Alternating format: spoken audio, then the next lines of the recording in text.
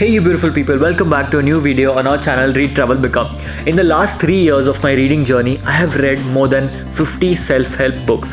After reading a lot of self-help books, currently I'm very picky when it comes to choosing a self-help book. I've analyzed that most of these self-help books say the same thing over and over again but in a different fashion. It is very important to choose the right self-help book. I am currently a master's student in the US.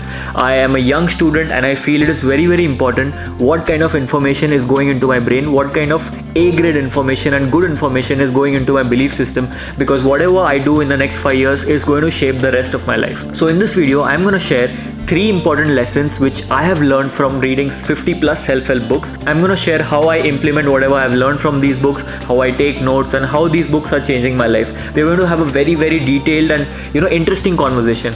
Make sure you watch the video till the end. You may never know which thought or fact may resonate with you and change the course of your life. So let's get started.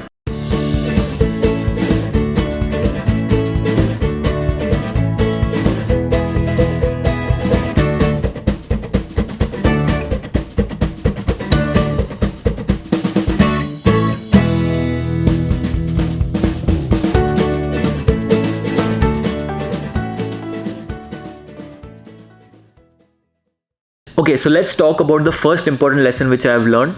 I categorize self-help books into 2 types of books. The first is feel-good versus do-good. Let's talk about feel-good books.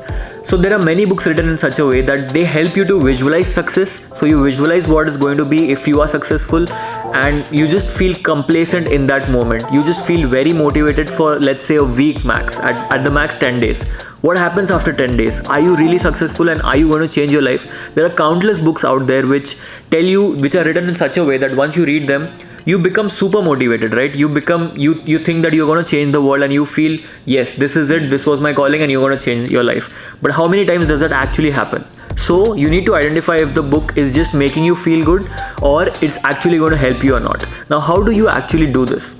I personally believe that good self-help books make you feel good, but great self-help books make you think about your own life. Whenever a great self-help book tells you this is how things can be, and then you start questioning yourself, okay, how do I do it? This is when you're reading a great self-help book. Let's talk about examples. Adam Grant's Think Again. Whenever I'm faced with a certain situation, I try to ask myself, okay, is this action because of a belief system I have, or I need to rethink that belief system? Carol Dweck's Mindset. Whenever I think I'm doing something right or wrong, I ask myself this question: am I following the fixed mindset or the growth mindset? These books really inspire you to think about your own life, because there is no one shoe fits all routine here. There is no book written out there which will guarantee you that you're going to change your life after reading this book. There's no book like that. But there are books which will make you think about your own life. Everybody has their own experiences. Everybody has their own way of life, their own belief system, the way they have been brought up. So there's no one simple rule or one idea or one strategy that you can follow to just be successful. So let's say you're reading a business book. A great business book is the one in which you would try to ask yourself the question, okay, whatever the author is talking about, if I do that in my life, is it going to help me or not? When you start asking yourself this question, when you view the book through your own lens, this is when a great self-help book does its work. Also, good self-help books will tell you to imagine yourself to be successful, but great self-help books will tell you to imagine the process of going through hard work and putting in all of your efforts to become successful.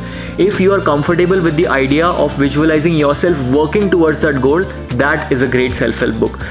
Atomic Habits is one such book. It does not directly tell you that you do this, it's going to change your life. It tells you to visualize those day-to-day 0.1% activities which you need to visualize doing every day to see the big picture. That is a great self-help book. So the next time you're reading a self-help book, try to question everything from your own lens. Try to think about how is this going to help my life, considering where I am coming from and where I have to go. Self-help is all about you. It's just about you and nobody else. Once you have identified, okay, this is for me, you need to do it. You need to implement it. You read thousands of self-help books.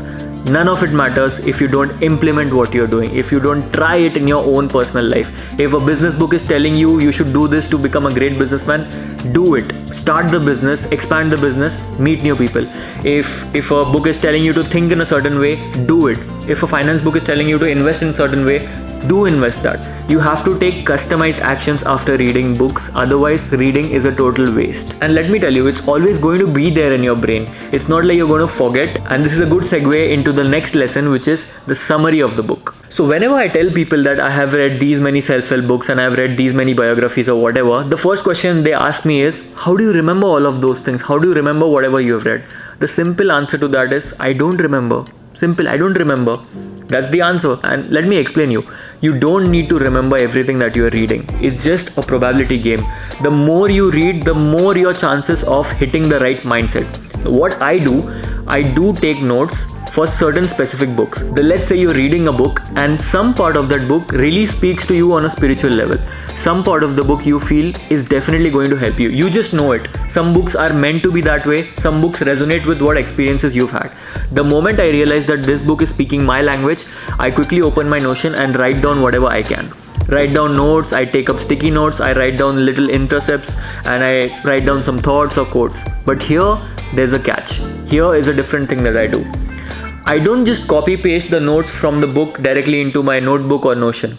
I try to make the notes in my language, in my life, in the context of my experiences. You've learned something from a book, you just don't need to copy it somewhere else. It's just transferring data from one point to another. It's not going to help you. It should go right into your brain. And for this to happen, it should be customized to your brain, right?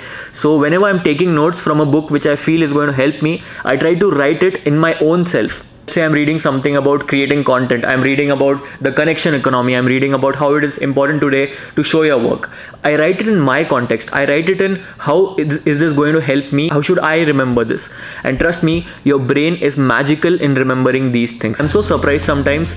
Somewhere something I read 2 years back suddenly pops up in my mind and it just fits. It all just fits. Your brain is a magical device.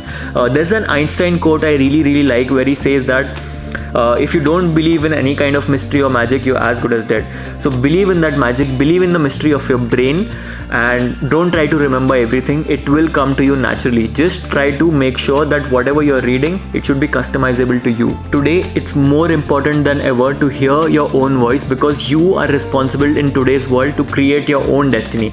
So there was a time where you were following the industrial economy. You were told that you need to get jobs, you need to like find a steady income and do that kind of a thing. But now sky is the limit. You have to do everything on your own. You have to make yourself heard in this overload of information. There's an example. I read this beautiful book called The Icarus Deception. Highly recommended. It's a great self-help book. It teaches you to dream big. In that, the writer talks about one particular girl. Let's say she wants to be a musical theater performer and she's very much into the art and she loves the flow state that she's getting after performing musical theaters. But 95% of her time goes into putting efforts to get herself picked up by someone. She's just waiting for that opportunity to come from somewhere. So most of her energy is wasted there. But in today's times, take a camera and make your own show. Perform anything you want. We live in a time where connecting people and connecting on an individual level is the economy. Pick up your phone, record anything, show yourself, show your work to the world. Today, no one is going to come to you and ask you, hey, what your talents are, let me hire you, let me do something for you. You not only have to shout, you have to put a big loudspeaker and yell at the world, hey, this is what I am, this is what I want to do. Everything is about you. It's just about you. Just think about it. If there was a book which had a perfect strategy to become successful, everybody would have read it and everybody would have been successful. But that is not the case. It's your story and you have to make it big. And the next thing which I've learned after reading a lot of self-help books is the best way to retain whatever you're learning from self-help books is to teach them to people. Just teach it, shout it to anyone. You read something good in a new book, tell it to your friend, tell it to your family. Pick up a camera, record it, tell it to everyone. Right now I'm doing that. I'm being selfish here, that I'm sharing whatever I've learned with you guys. Teach it to people, tell it to people. That is only going to make your concept stronger, and that is also going to help you in the long run to imbibe those concepts stronger. Why is Ryan Holiday so successful today? Because not only he's following stoicism, he's also teaching it on a constant level, on an everyday basis. You follow his newsletter, he sends out an email every single day. You follow him on YouTube, Instagram, he's punching out stoic content every single day, every other day. In that process, he's already learning the best he can. So whatever you're learning, try to teach it to to people, try to share it to people, so that it automatically comes into your personality and it automatically forms your mindset. I've been trying to do that, and it has greatly shaped my mind also, so that I don't have to remember everything. Whenever I teach it to someone, somewhere in some part of my brain is capable enough to remember it. I've come to this conclusion. So let me summarize whatever I've talked through a beautiful story. The story is inspired from one of the videos of Pursuit of Wonder. I wrote this long back. So in this story, I dream of places. In this dream, I travel to places. First, I go to the Himalayas. There, I meet an enlightened monk and I ask him, in your view, how should life be lived? What is the best way to live a life? To which he replies, do not chase the worldly pleasures, you just have one life. Do not get tied to the temptation of the moment. Work for what is meaningful in the long run. Give up pleasures for a bright future. That's how you should live your life. Getting some mental clarity, I write this down in my notes and I travel to Greece. There, I meet a lady who has all the answers, just like Oracle maybe. I asked this lady, in your view, how should life be lived? What is the best way to live a life? To which she replies, enjoy the moment, my friend. Do not wait for what is to come. Seize the day. What might come is uncertain. Do not wait for magic to happen. Enjoy and indulge in the simple pleasures of life while you can. Do not take life too seriously. You just have one life. I note this down and move my journey ahead to Paris. In Café de Flore, I meet another man who supposedly has all the answers. I ask him, in your view, how should life be lived? How does one make the most out of it? To which he replies, it's all a balance. You have to live now, but also make sure that your future would be stable. Often enjoy the pleasant pleasures, but never so much that you neglect the future. That is how you live your life. I come back, I go through the notes, and I ask myself this question. How should you live life? To which I have an answer. How do we make the most of our lives? We don't. We are stuck between the now and the future. To make the most of now risks the future. To preserve the future risks not making the most of now. To be human is to be aware of this and to live in between.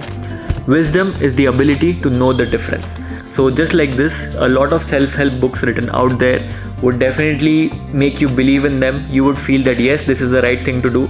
But wisdom lies in knowing what you want, what your life is, and what you want from your life. So it's all about listening to yourself than listening to anybody else. This is how you should live your life. Thank you so much for watching the video till here. I hope you found value in this content, and I hope you would read self-help books through this lens going forward. If you have watched the video till here, thank you so much. Do like the video and let me know in the comment section what you felt about this, and if anything you want to share, feel free to put it in the comment section. Also subscribe to my channel. Thank you so much for watching till here. For those who are new on my channel, hi, my name is Avadhoot, and on this channel I make videos related to books, travel and productivity. Thank you so much for all the love and support. That's all for this video. See you in the next one. Bye bye.